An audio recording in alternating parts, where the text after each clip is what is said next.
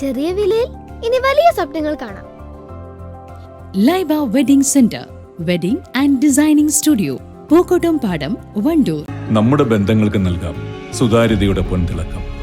Beauty mark golden diamonds, specially for you. Samastha അധ്യക്ഷൻ ജിഫ്രി മുത്തുക്കോയ തങ്ങളെ സന്ദർശിച്ച് BJP-യിൽ നിന്നും കോൺഗ്രസിലെത്തിയ സന്ദീപ് വാര്യർ.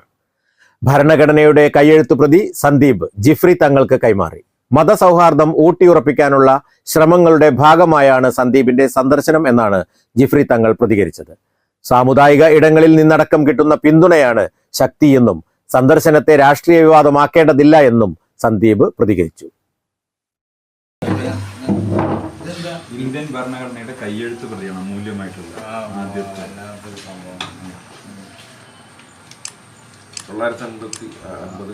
ആദ്യത്തെ നമ്മുടെ ഭരണഘടനയുടെ കയ്യെഴുത്ത് പ്രതിയാണ്. വളരെ അമൂല്യമായിട്ടുള്ളതാണ്.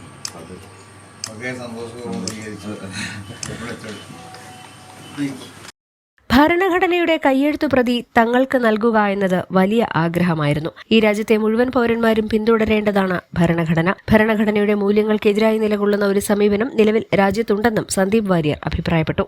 എന്തായാലും അദ്ദേഹത്തെ കാണാൻ സാധിച്ചു, സന്തോഷം. അദ്ദേഹം വളരെ നല്ല വാക്കുകൾ പറഞ്ഞു. അദ്ദേഹത്തിന് ഭരണഘടനയുടെ ആദ്യത്തെ കയ്യെഴുത്ത് പ്രതി അദ്ദേഹത്തിന് സമ്മാനിച്ചു. അത് അദ്ദേഹം സന്തോഷപൂർവ്വം ഏറ്റുവാങ്ങി. വലിയ സന്തോഷം.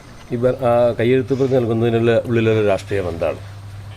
നമ്മൾ ഭരണഘടന മുന്നോട്ട് വയ്ക്കുന്ന മൂല്യങ്ങളുണ്ടല്ലോ, ആ മതസ്വാതന്ത്ര്യമടക്കം തുല്യതയടക്കമുള്ള മൂല്യങ്ങൾ, കോൺഗ്രസ് മുന്നോട്ട് വയ്ക്കുന്ന മൂല്യങ്ങൾ, കോൺഗ്രസിൻ്റെ ആശയമാണല്ലോ.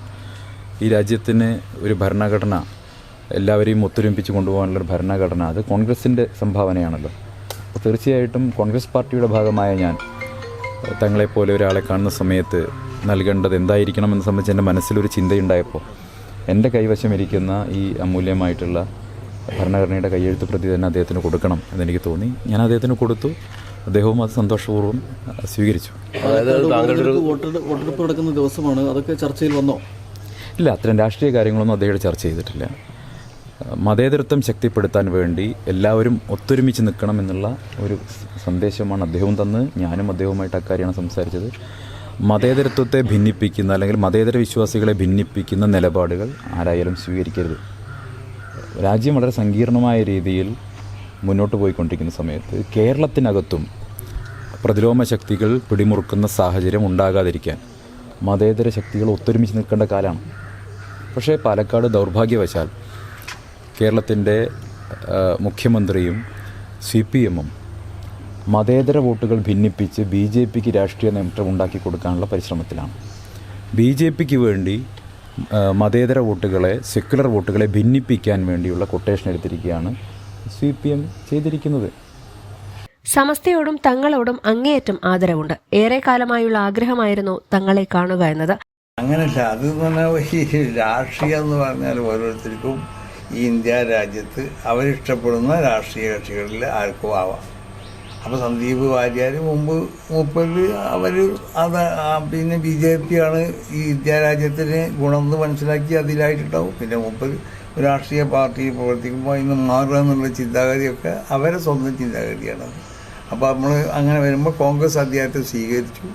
അത് സ്വീകരിക്കേണ്ടതാണ്, അതിനൊരു ഭാഗമാണ്.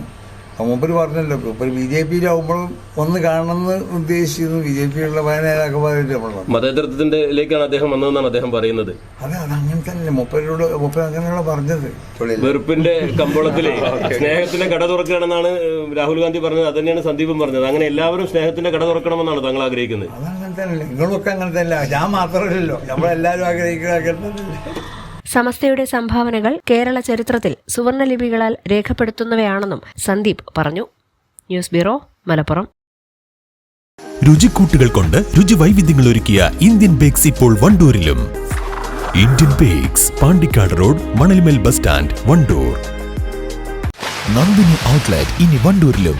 പാലിന്റെ നന്മയും ആരോഗ്യ സുരക്ഷയും കോർത്തിണക്കിയ കർണാടക മിൽക്ക് ഫെഡറേഷന്റെ പാലുൽപ്പന്നങ്ങൾ തുടങ്ങി 50-ൽ പരം വ്യത്യസ്ത ദോശകളുടെ രുചി വൈവിധ്യങ്ങളുമായി നന്ദിനി കഫേ.